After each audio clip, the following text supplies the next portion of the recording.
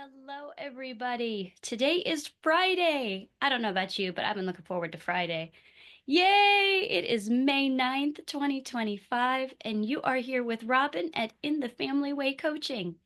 We are here for our daily counting of the Omer and for our daily Bible reading as we go through the Day by Day Kids Bible written by our favorite Bible writer. Well, she's not a Bible writer. She just translated it into a easy to understand version. Kids Bible, and it's not just for kids. And it is written by Karen Henley. Yay, Karen Henley! Yay! Let's all pray for Karen Henley today, that she has a fabulous day wherever she is.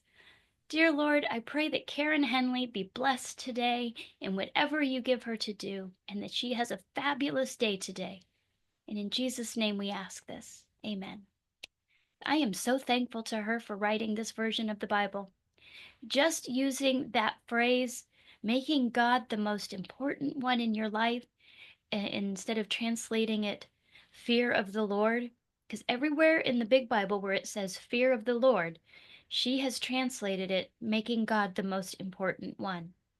So, for instance, in the Proverbs, we normally would read, fear of the Lord is the beginning of wisdom.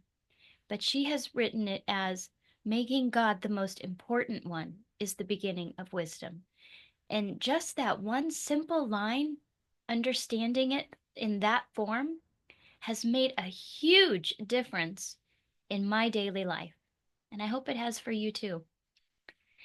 So if you are following along on your commitment calendar, go ahead and take that out. Get your sticker ready or however you are marking it off, because you're about to hear the Bible today. If you would like to count the Omer for yourself today as we count down the days to Pentecost, go ahead and just repeat after me, and then you too will have counted the Omer in obedience to God's commandment to do so.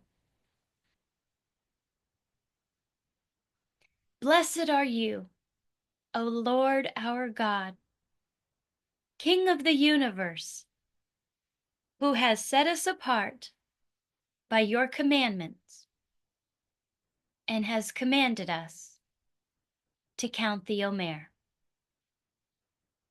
Today is the 5th day of the 4th week and day 26.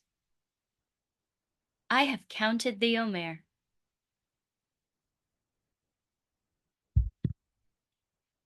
It is an early day for me, and I am, no surprise, running late in my morning. So I am going to get us right into our Bible reading today, and then I have a very special daily application for us at the end.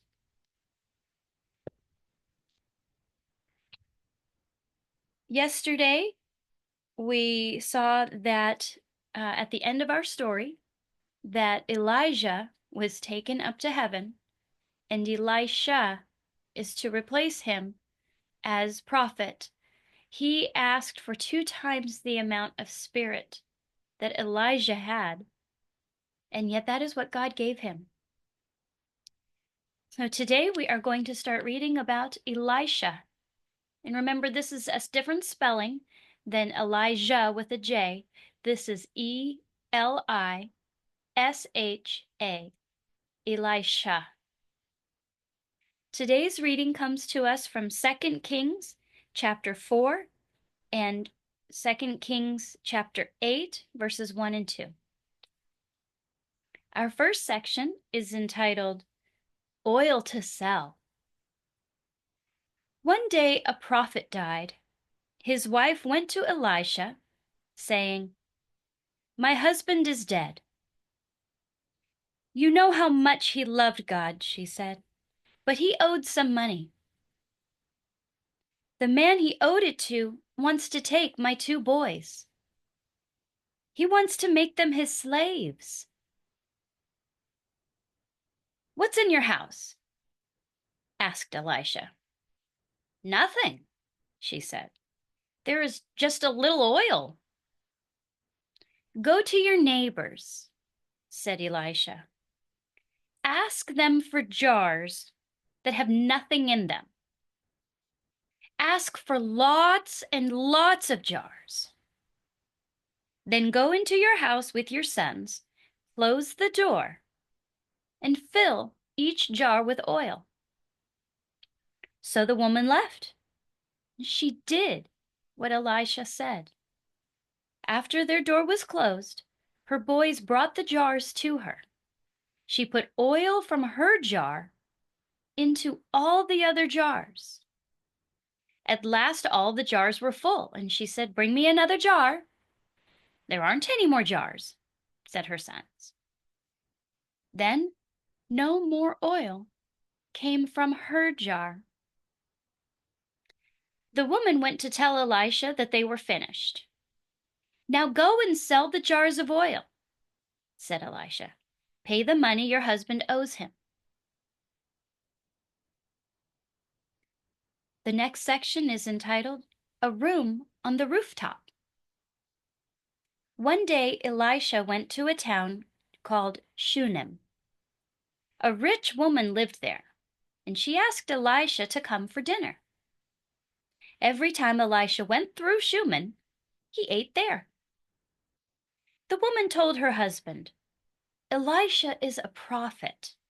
Let's make a little room on our roof, and let's put a bed and a table there. Let's put a chair and lamp in it. Elisha can stay there when he comes." One day Elisha came and he went into his room. He lay down on the bed, and he had a servant named Gehazi. He asked Gehazi, "What can we do for this woman?" "Her husband is old," said Gehazi, "and she doesn't have a son." "Call her," said Elisha. Gehazi called the woman. She came and stood at the door. "You will have a son at this time next year," said Elisha. "Don't be silly," she said. Later, she found out she was going to have a baby. And next year she had a baby boy. And it happened just like Elisha said it would. The boy grew older, and one day he went out to the field to see his father. "My head hurts," cried the boy. "Take him back to his mother," his father told a servant. The servant picked up the boy and he carried him to his mother. The mother held the boy in her lap, but at noon he died. She took him up the stairs to Elisha's room. She closed the door. Then she called her husband. "Send a servant here with a donkey," she said. "I need to go see Elisha." "Why?" asked her husband. "It's not a holiday or a worship day." "That's all right," she said. She put the saddle on the donkey. She told her servant to lead the donkey. "Don't go slowly unless I tell you," she said. She found Elisha at Carmel Mountain. Elisha saw her coming, and he sent Gehazi to her. "Look, there's the woman from Shunem," said Elisha. "Run down and ask her if everything is all right." Gehazi went and asked her. "Yes," she said, "everything is all right." When she got to Elisha, she held onto his feet, and Gehazi started to push her away. "Leave her here," said Elisha. "She's very sad, but God hasn't told me why." "Weren't you the one who said I'd have a son?" she cried. Then Elisha turned to Gehazi. "Take my walking stick," he said. "Run to her house and don't stop to say hello to anyone you meet. And don't stop for anyone else who says hello to you. Lay my walking stick on the boy's face." "I'm not leaving you," said the woman. So Elisha got up and went with her. Gehazi got to the woman's house first, and he laid Elisha's walking stick on the boy's face, but nothing happened. Gehazi went back to meet Elisha, and he told him, "The boy is still dead." Elisha got to the house. He went up to his room. He went in alone and shut the door. He saw the boy on his bed, so he prayed to God. Then he got on the bed too, and he lay down on the boy. He put his mouth to the boy's mouth. He put his eyes on the boy's eyes. He put his hands on the boy's hand. The boy's body got warm. Elisha got up. He walked around the room. Then he got on the bed again, and he lay down on the boy again. The boy sneezed. He sneezed 7 times, and then he opened his eyes. Elisha called Gehazi. "Call the woman," he said. Gehazi called her, and she came. And Elisha said, "Here is your son." The woman bowed down at Elisha's feet, and then she took her son and left the room. Sometime later, Elisha talked to the woman again. "Take your family to another land," he told her. "God is sending a time when no food will grow. There won't be much to eat, and this will go on for 7 years." So the woman did what Elisha said. She moved to another land, and she stayed there for 7 years.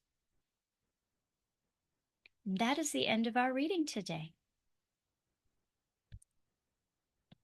So we saw Elisha do amazing things today. And we've been seeing God do amazing things a lot lately. He caused the Israelites to, or the people of Judah, to win the battle when they went to him and asked him what they should do. And God fought the battle for them. And when they arrived at the battle scene, all of the men in the enemy army were dead. God took care of it. And here we see that, and they had faith. They believed God and they obeyed. And so we've been talking a lot lately about first we obey and then God does. We have to have faith and belief. That's what faith is to believe. And we obey. And then God does it. God doesn't show us first and then do it. He may tell them this is what is going to happen, but they have to obey. And in the same way that God took care of Elijah and the woman with enough food to feed them, first she had to obey. And then there was enough food. She fed Elijah first, and then there was enough food for her and her son. And here we see Elisha tell the woman to go and get jars, empty jars. And she had just a little oil in her jar. And she obeyed. And then there was enough oil to fill every jar that she had received. And in the Big Bible, it actually goes a little bit further to say that once she sold, Elisha told her to go and sell the oil, and she would have enough money to both pay off the debt.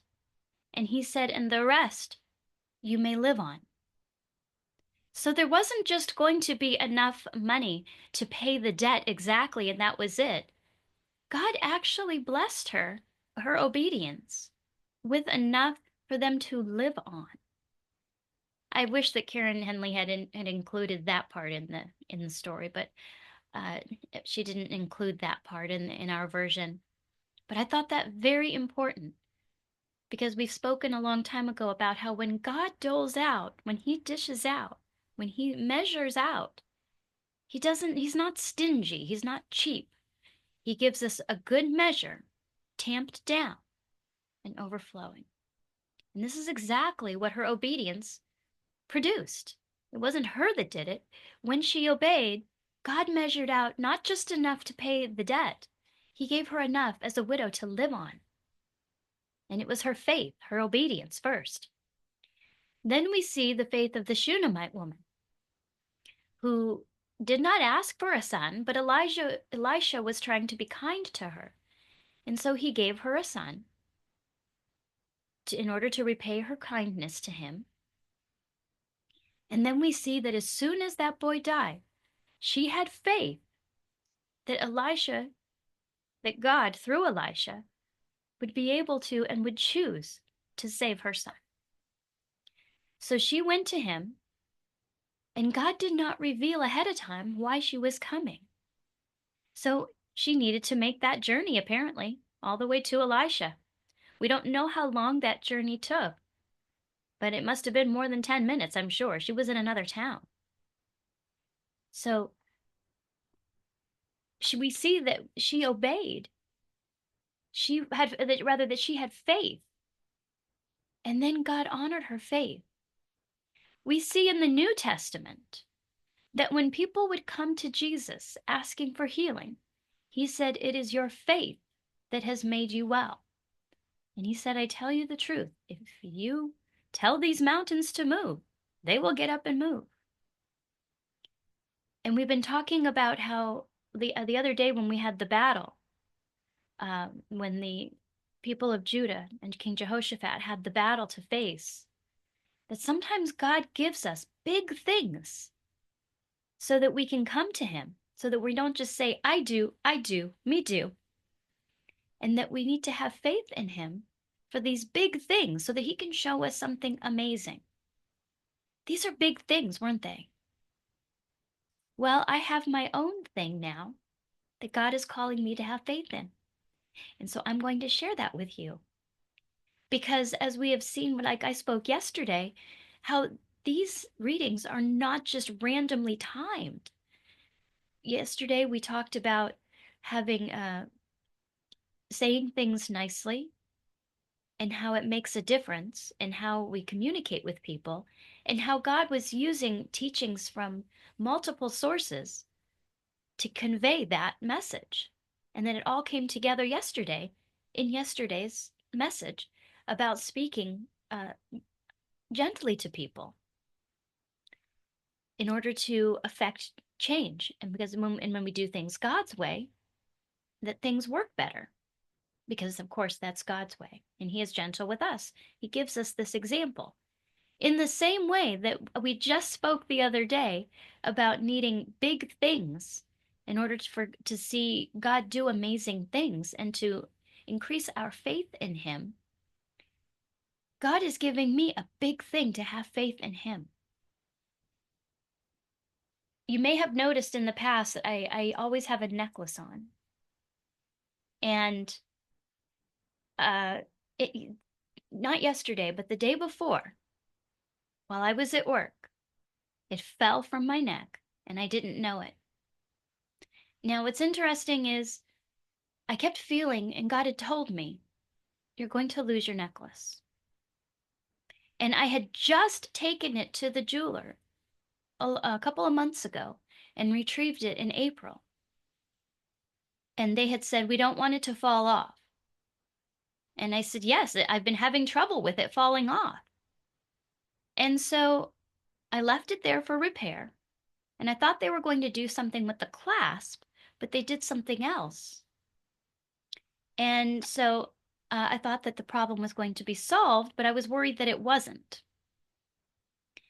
And then it fell off, and I had always in the past, whenever it fell, I could feel it fall.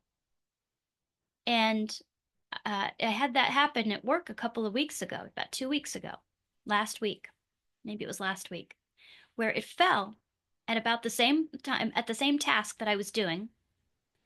And it felt and it hit the desk, and I was like, wow.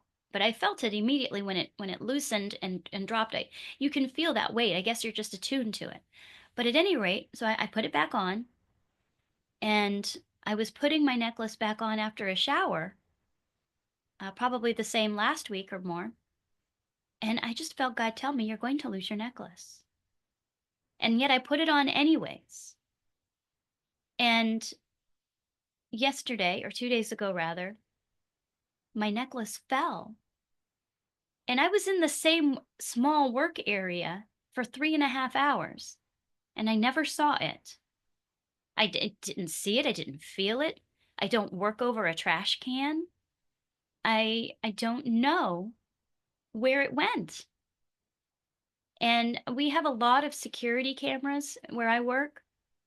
And so yesterday, and wasn't until yesterday morning that I realized I'm not wearing my necklace. So I looked everywhere. I looked in my house. I wasn't sure where exactly I had lost it. I didn't know at what point I didn't have it. So I looked at my video picture for not yesterday, but 2 days ago, and I was wearing it. So I had it when I left the house, but I didn't have it when I woke up yesterday morning. So I spoke with our head of security yesterday, and he asked me to give him a log of my time of where I was and when.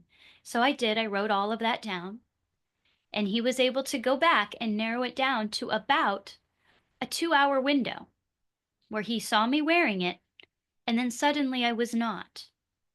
He could not see a point where it had dropped, but he could see that suddenly I was not wearing it. And I, I am obviously I was a little bit upset over the fact that I've lost this because this is not a fake necklace. It's a real necklace that my husband had made for me. So I just felt like I was at peace, which is a strange thing to say when you've lost a diamond necklace. And and I've had it for, probably a good 10 years or so. And it's very special. I wear it all the time. I didn't even take it off for showering, and of course it would get caked up with grime and I would have to have it cleaned for a duration of time at the jeweler, and I had to scrub all the soap out of it. So finally I started to take it off during my shower time at this most recent return in April so that I wouldn't have to have that issue. And then God told me, you're going to lose your necklace. And then I did. And then I did everything I could yesterday. I looked everywhere. Other people are looking for it. I I I just looked everywhere for it around the area. And it's just interesting that I would not have seen it anywhere. So it's like it just disappeared. So I read today's uh, reading, and I got to tell you that the overwhelming thing that God was just telling me is, here's that big thing. You're supposed to have faith in me. So I believe that God is going to return my necklace to me. I don't know when it will be, but I've given it to God, and believe me, it wasn't an easy thing. I was struggling with it because I know that He can. But so I don't want you to think that this was a very easy process. I went through, and I told you I've been listening to these Jamie Winship podcasts. Well, one of the ones I've been listening to recently had talked about the intuitive mind and the rational mind. And the rational mind wants to say, this is impossible. You can't do this. They look at all the reasons why this is not going to happen. But your intuitive mind says, shut up. And with God, all things are possible. And when you um, obey and when you put your faith in God, that is where the impossible becomes possible. And then you bring it down into the rational mind, and then you work it out. So I wanted to believe, and I wanted to have faith, and I wanted to be respectful of God. And while I know that all things are possible, I wanted to present it in such a fashion at first of like Shadrach, Meshach, and Abednego, where they were facing going into an oven, a fiery oven. And they said, we know that it is God within God's ability to save us, and we don't know that if He will, but He can if He chooses to. And so I wanted to present it like that, and that's how I often present my faith: is that, Lord, I know that you can do this, but I don't know if you will choose to do so. And yet He convicted me this morning that with each of the instances that we see of faith and obedience, we don't hear people saying, well, God, we know that it's possible for you, but we don't know if you will. You come to God and you ask Him, uh, what do you want me to do? And I can't get over the fact that I felt like he told me ahead of time I was going to lose it. So I feel like that was my reassurance. And I was chalking it up to fear, that I was just fearful. And then I had failed to follow my fear and had worn it anyway. But then there was also the peace. How do you explain that? God's peace is not explainable. That's what we say. The peace of God, which transcends all understanding, will be given to you. And so I feel like God is telling me to wait. So I will wait. And we see in our recent examples that God has been like this with every lesson that he gives us. It immediately, there is something in life that is going on for our daily application. And I am an example. I am showing you. I talk about these things, and then I obey. And through my example, I am very encouraged by you, my watchers, my listeners, telling me that you're taking my example and you are also able or doing the same things. So God is multiplying that harvest of faith in himself. It's not me and my fabulous obedience. It's that God is using me, and that I am showing you through my struggles that I'm not perfect and that I do struggle. And that's why I'm explaining to you that this was definitely a process of struggle for me to come to that a bit and say, okay, Lord, you won the battle for the people of Judah, and they didn't even have to fight. All the men killed each other. How probable is that? How probable is that? With man, everything is impossible, but with God, nothing is impossible. He fed Elijah and the woman with enough oil and bread for quite a long time. He filled a woman's jars with oil when she had just a little oil in a jar, but he filled many, many jars. And so much so that she had not only enough to pay the debt, but to live on. With man, this is impossible, but with God, this is possible. With man, there is death, and that is it. We can't bring people back from the dead. But with God, nothing is impossible. It took the faith of both Elisha, he got back on the boy a second time. And then the boy came to life. He sneezed 7 times and he came to life. So if God can bring people back to life and fill jars with oil, then he can definitely bring me back my necklace for his glory. These things didn't just happen to appease these people and to be a blessing to them.